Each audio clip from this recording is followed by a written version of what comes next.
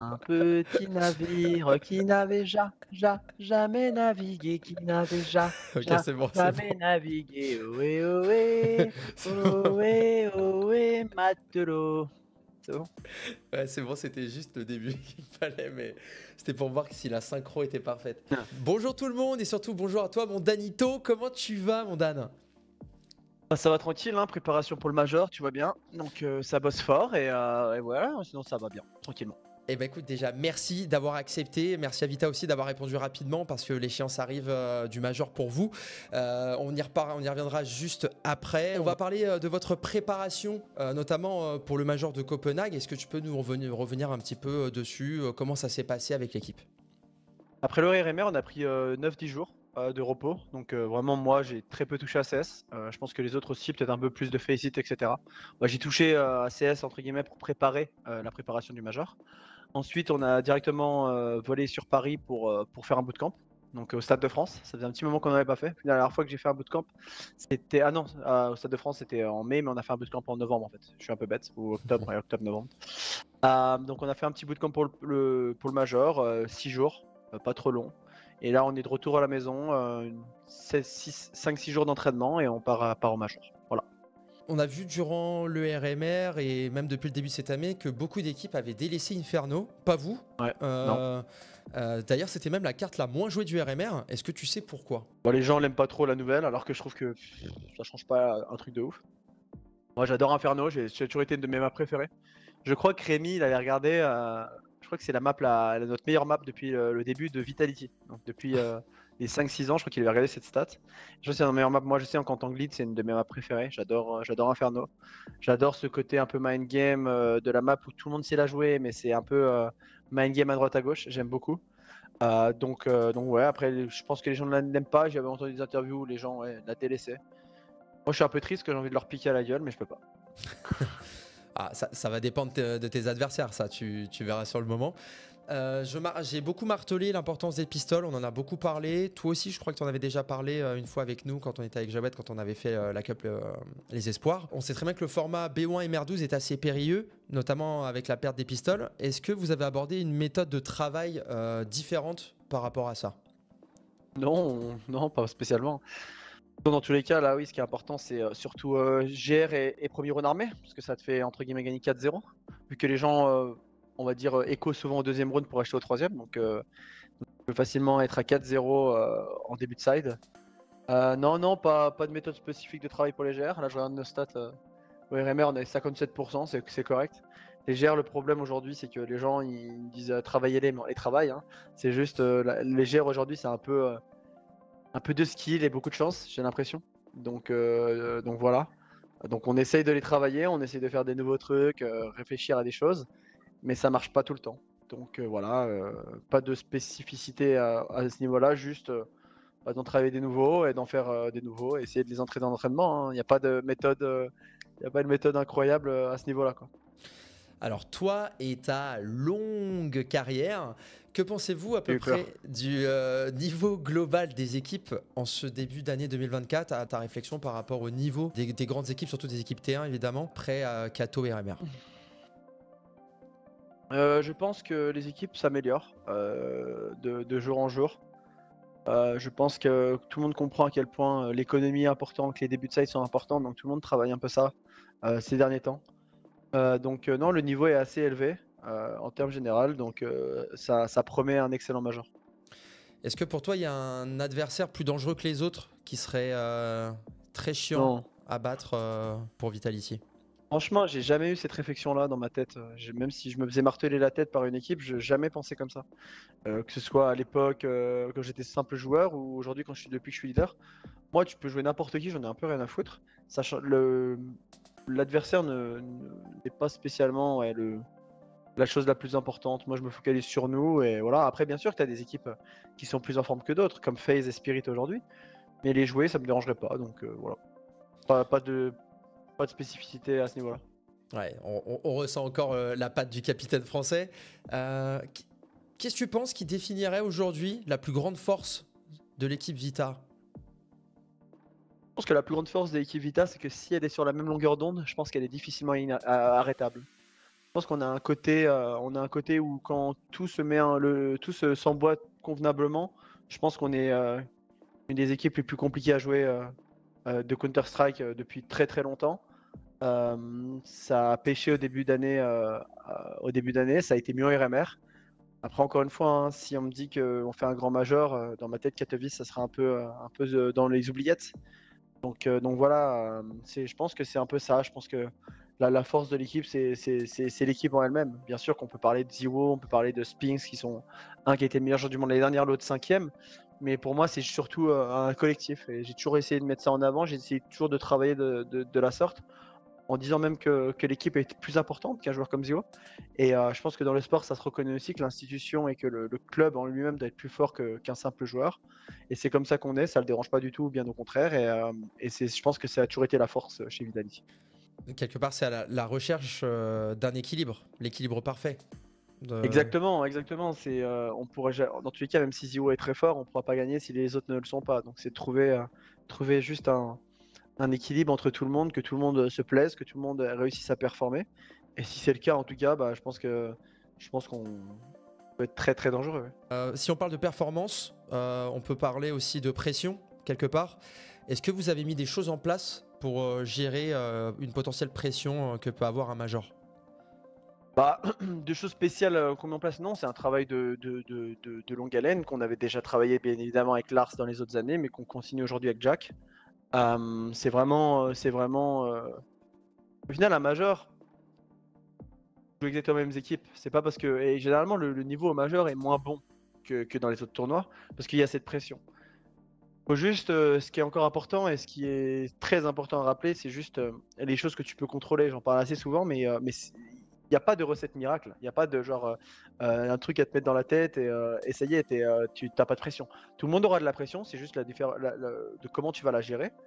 Et pour moi aujourd'hui, c'est vraiment de se focaliser vraiment sur, ce qu'on peut contrôler. Et ce qu'on peut contrôler, c'est notre communication, notre énergie, la préparation, comment on l'a fait, etc., etc., nos strats, à quel point on peut les faire correctement, notre travail en dehors. Mais le niveau au jour J, on peut pas le contrôler. La seule chose qu'on peut contrôler, c'est ce que j'ai dit.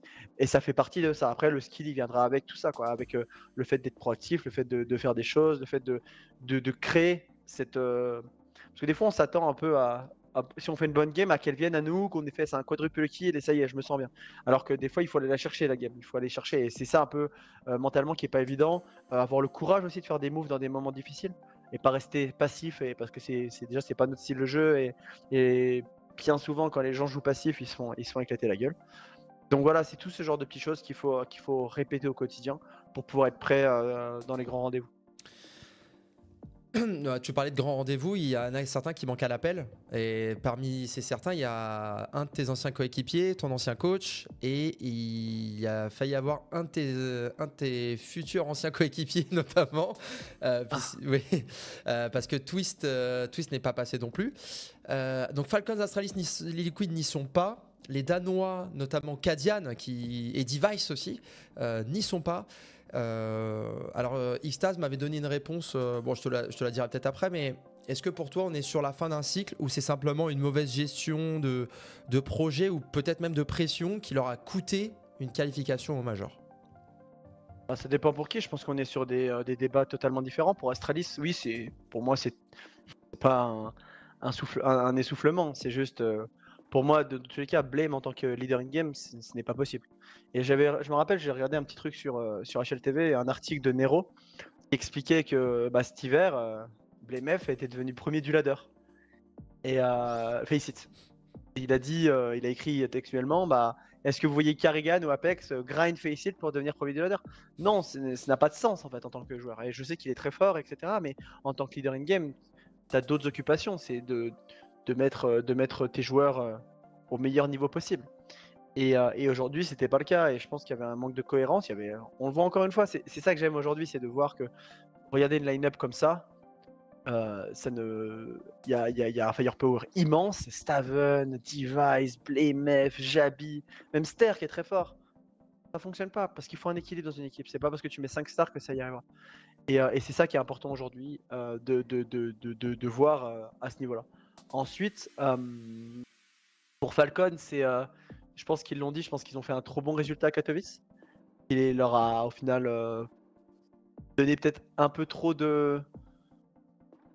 Quand peut-être un peu trop bon et qui ont eu beaucoup de mal au RMR.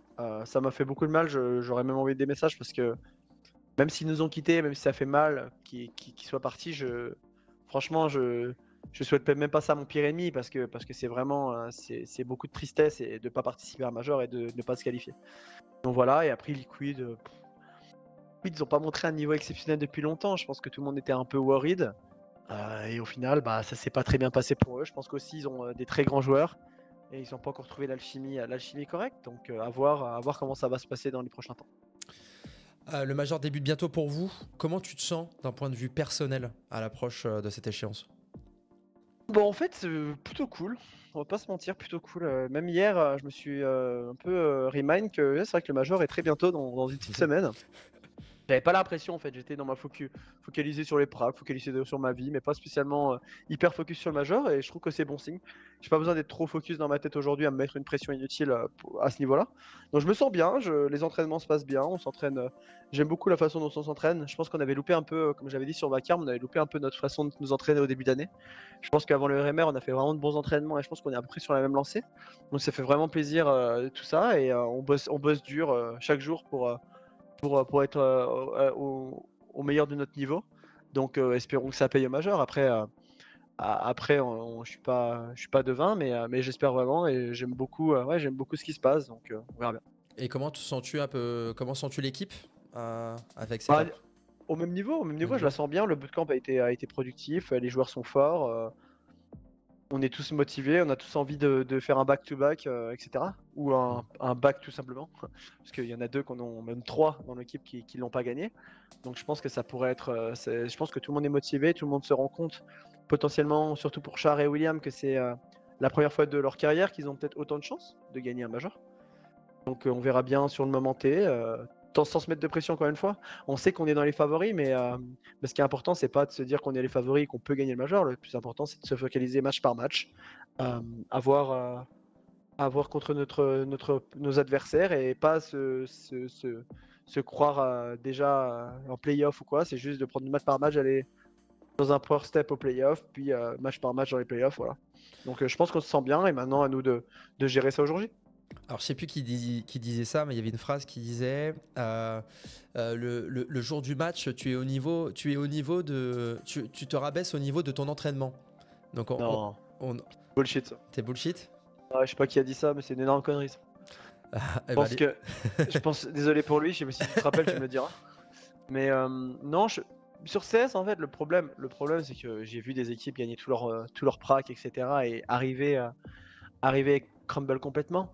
Je pense pas que ce soit une question de ça, c'est pas le niveau que tu as vraiment à l'entraînement, En fait, des fois, on fait des entraînements et je vois qu'on s'entraîne bien, en fait. Je me dis, on s'entraîne bien, on a fait le bon move, et ils ont juste fait le move parfait pour nous baiser, et ça, tu peux rien y faire. Par contre, gagner 24 tous les entraînements, et des fois, tu joues tellement individuel et pas en équipe que bah ça change pas grand-chose, quoi. Nous, ce qu'on essaie de faire, c'est vraiment que tous nos runes aient de la cohérence. Donc, qu'on fasse draw ou qu'on gagne, ce qui est important, c'est que ça ait de la cohérence et qu'à la fin, on se retrouve et qu'on se dise, ouais, mais ce rune-là, faudrait peut-être qu'on fasse ça en plus. Ou ce rune-là, il est parfait quand ils font ça, donc go continuer, etc., etc. Pour avoir ces automatismes, parce que ce qui est important au final, c'est qu'on se rend moins le compte possible. Et je me rappelle, il y a une petite phrase, je vais balancer une petite phrase que l'exercice a dit à Jax une fois, que Jax m'a répété. Jax, il voulait faire un peu de réaction par rapport au setup, etc. Exercice, il dit, non, non, moi j'ai envie de jouer au feeling.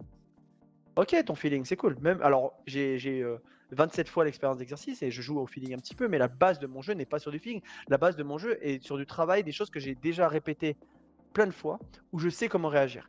Et en fait, dans les moments à pression, dans ces moments-là, c'est exactement le truc qui est. Pourquoi c'est utile, c'est que t'as tellement l'habitude que tu te prends pas la tête. T'es pas là à dire ouais, je vais faire un mauvais truc. Non, il se passe ça, je réagis comme ça. Ou on réagit comme ça parce qu'on l'a fait tellement de fois que ça va bien se passer. Donc en gros, avoir cette facilité à s'entraîner sur des choses qui fonctionnent, à les répéter dans le jour J va te donner moins de pression parce que t'as pas à créer un truc. Ouais, je vais faire un truc que j'ai jamais fait parce que c'est le bon truc à faire. Peut-être que c'est le bon truc à faire. Mais en tout cas, si tu fais juste un truc que tu as répété, répété, répété, ça va te donner beaucoup de confiance en toi. Parce que ça a fonctionné. Enfin, après, si c'est un truc que tu as répété qui fonctionne pas, jette-le à la poubelle, c'est ce qu'on fait.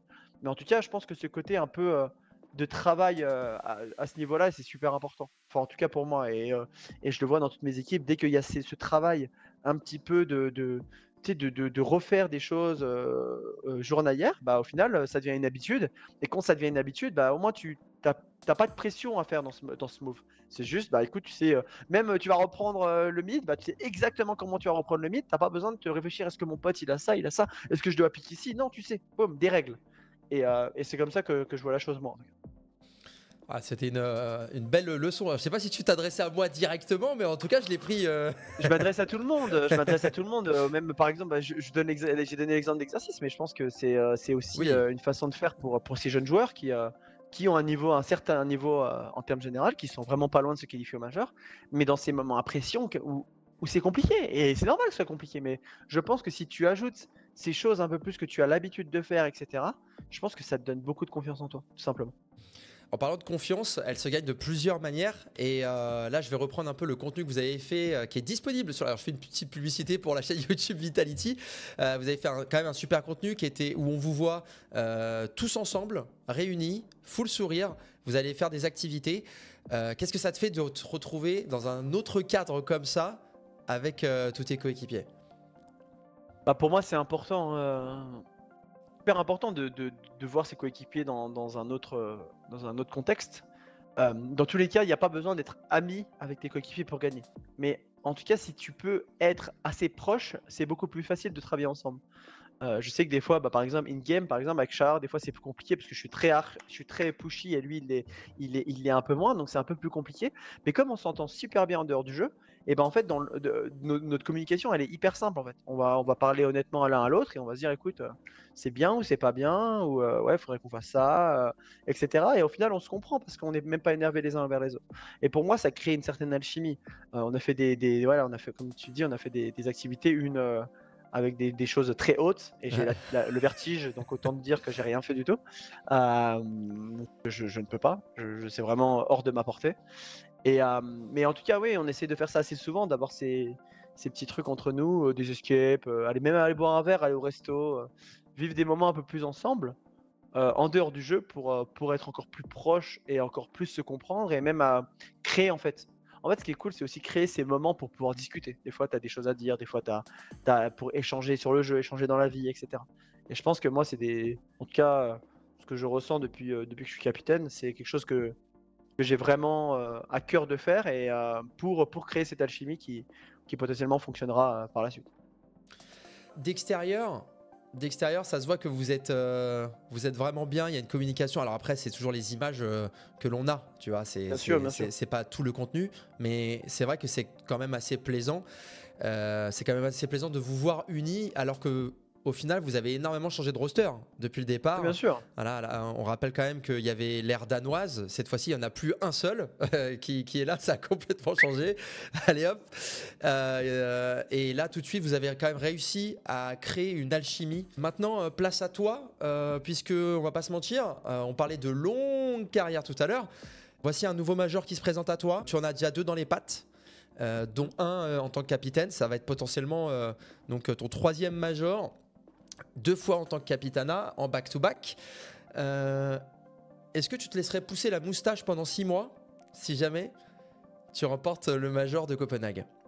Ah bah, vu comment ça pousse pas vite, ça me dérangerait pas du tout. Euh, Non, déjà j'ai un pari que j'ai pas vraiment réussi à faire après le Major de Paris, parce que je me suis pas rasé pour 2 raisons. La première, c'est que mon ex voulait pas, puis après je me suis séparé et puis j'avais quand même envie de plaire, donc je me suis pas, je l'ai pas, je l'ai pas fait. Mais là, j'en suis à un point de ma vie où même si je suis célibataire, je serais prêt à le faire. Donc si je le gagne, je coupe tout si vous voulez. Alors, les bras, je m'en fous. Mais non, franchement, oui, je suis prêt à faire beaucoup de choses, bien En, évidemment. en vrai, ça pourrait être exceptionnel de raser la tête et de laisser pousser la moustache. Whatever, ou laisser juste, je sais pas moi, 5 cheveux comme ça. Ouais, Une voilà. petite mèche comme ça. La petite Juste mèche une de mèche mort. comme ça. Je pense que ça pourrait être parfait pour rentrer en soirée. Non, Et bah écoute, à tes futurs amours, comme on dit. Exactement. Bonne chance à elle. Merci Dan, on arrive à la fin de cette petite entrevue, de cette petite causerie. Je tiens à te remercier énormément de la rapidité à laquelle tu as répondu pour cette échéance. Et merci aussi à Vitality qui a répondu, mais ça s'est fait en 2-4-6, ils ont été vraiment rapides, donc je les remercie énormément. Tout ce que je te souhaite, c'est évidemment de réussir. Je pense que c'est toute la France qui te le souhaite et d'aller jusqu'au bout et on vous soutiendra quoi qu'il arrive. Bah, de même, hein. J'ai envie d'inscrire mon nom encore plus haut. Je pense que si j'arrive à gagner ce major, personnellement, je pense que je passe encore une étape dans ma carrière et ce serait quelque chose d'incroyable d'être considéré. Parce que si j'en gagne un deuxième, je pense que pour être considéré, même s'il y en a qui me mettent déjà, mais je pense dans le top 5 des in-game leaders of all time. Et ça serait vraiment cool. Ce serait vraiment cool de marquer ma legacy en gagnant un. Comme j'ai dit, pour Rémi aussi, pour Ziwo qui est le meilleur joueur du monde. Enfin, tout ça, ça pourrait être incroyable. Donc, on se donne tous les jours. Après, advienne que pourra. Eh bien écoute, si ça arrive, je me rase la barbe et sache que ça fait plus de 10 ans que j'ai pas rasé ma barbe. Vamos, à la playa. Allez, merci pour tout Dan, merci, je t'embrasse très fort et on te souhaite le meilleur ma poule. Ciao, merci à vous.